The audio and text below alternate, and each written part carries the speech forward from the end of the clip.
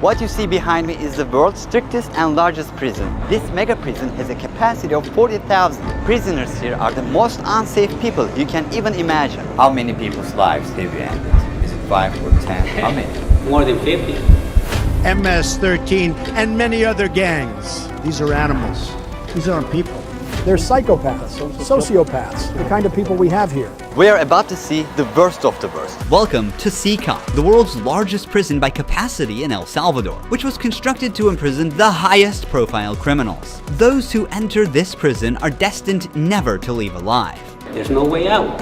How are you gonna come out of this? The reason why this small country of 6 million needs the largest prison is the gangs. Once dominating the country, these gangs faced a dramatic crackdown starting in March 2022.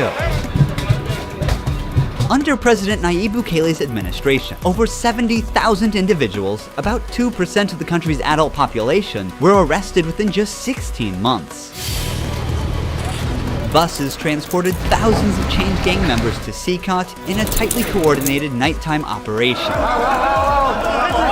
Sitting one behind the other, heads lowered, they looked like a single mass. Surrounded by armed guards, none of them dared to resist commands.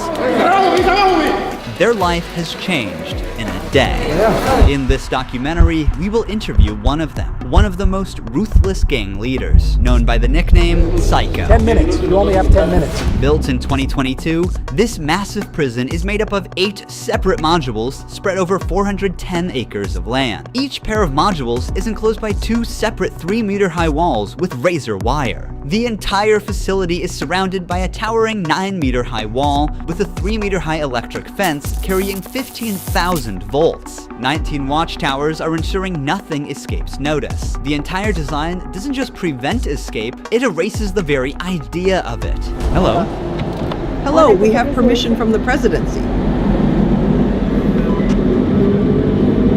The soldiers stopped us. We're hoping this will be the last checkpoint.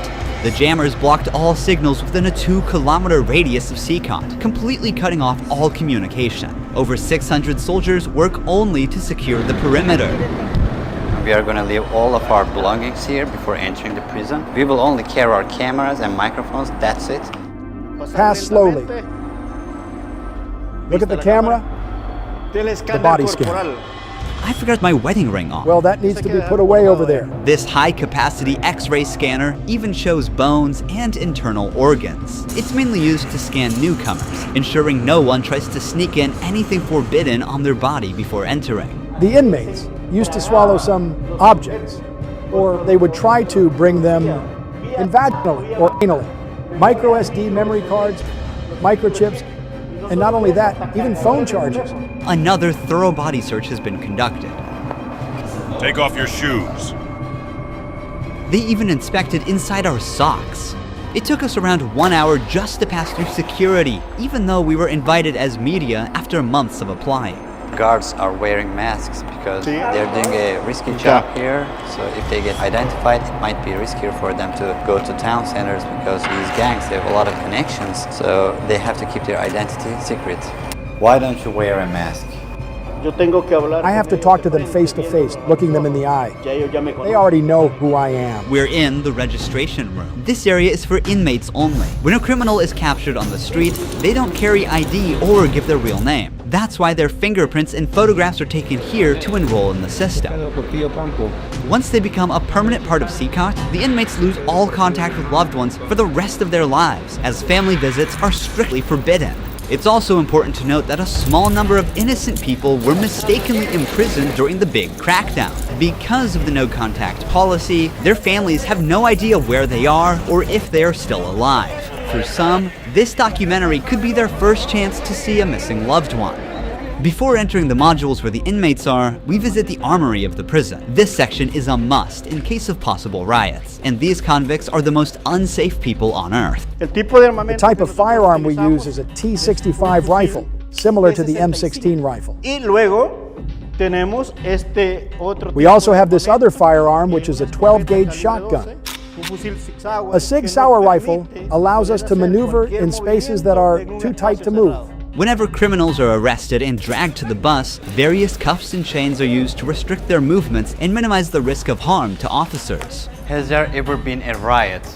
So far, there have been no escape attempts. We have the worst of the worst within criminal organizations here. The riot gear consists of a head protection, a face shield, neck protection, an anti-trauma vest, leg protectors, shin guards, and of course, a shield. Generally, in the prisons, we see inmates invent any kind of handmade weapon, like awls or knives. They are fully protected. You can see how he protects his feet.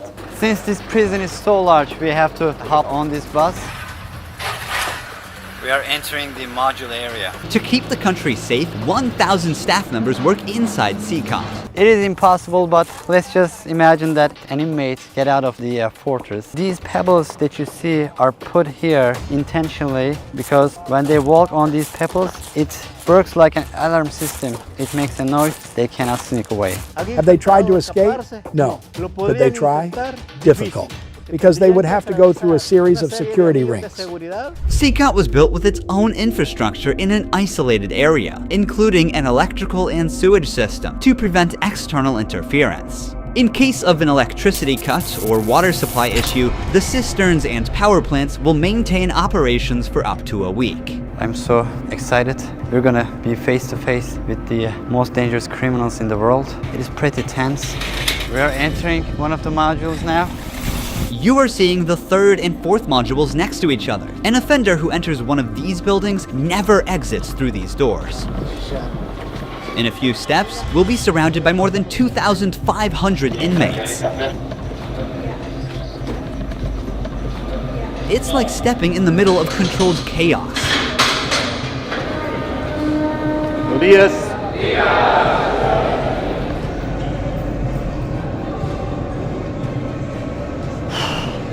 This is so intense.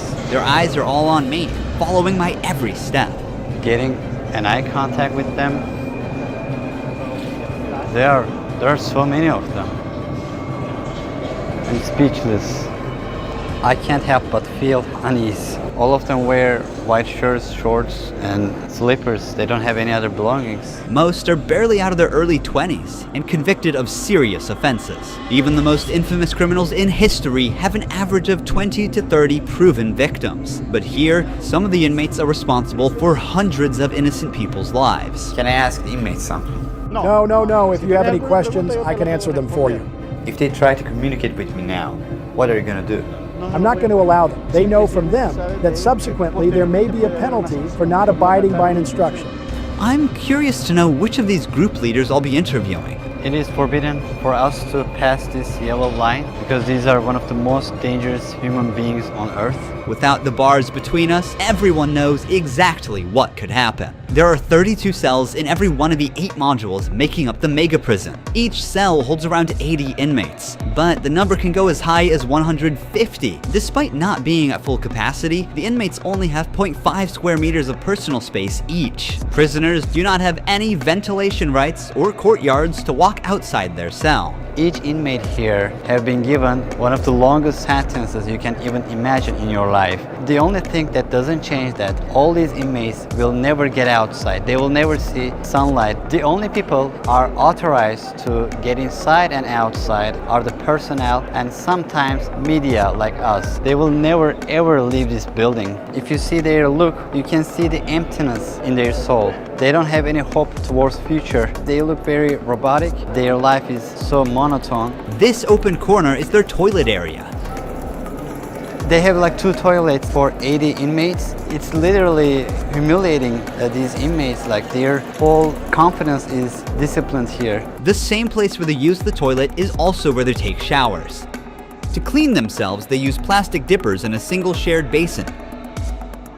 There's no running water in the cells, so the prisoners have to rely on one blue barrel for drinking water.